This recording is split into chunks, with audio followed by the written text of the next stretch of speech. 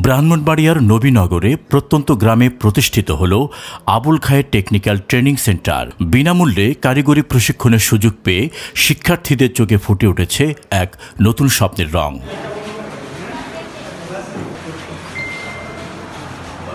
শনিবার দুপুরে শিল্প মন্ত্রণালয়ের অ্যাক্রেডিটেশন বোর্ডের মহাপরিচালক মোহাম্মদ আমিনুল ইসলাম আনুষ্ঠানিকভাবে এর উদ্বোধন করেন।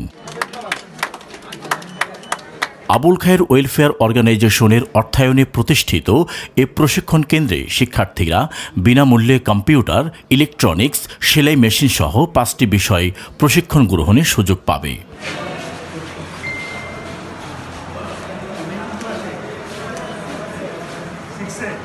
উদ্বোধনী অনুষ্ঠানে প্রধান অতিথি আমিনুল ইসলাম বলেন, বর্তমান বিশ্বে কারিগরি শিক্ষার কোনো বিকল্প নেই।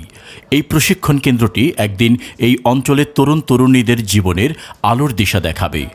অনুষ্ঠান শেষে তিনি ক্লাসরুম পরিদর্শন করে শিক্ষার্থীদের স্বপ্ন ও অভিজ্ঞতার কথা শোনেন।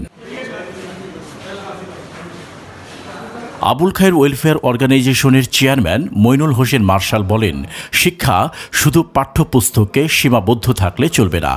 দক্ষতা অর্জনের মাধ্যমেই তরুণ সমাজকে স্বাবলম্বী করতে হবে। আবুল খায়ের টেকনিক্যাল ট্রেনিং সেন্টার তারই এক উদাহরণ হয়ে দাঁড়াবে।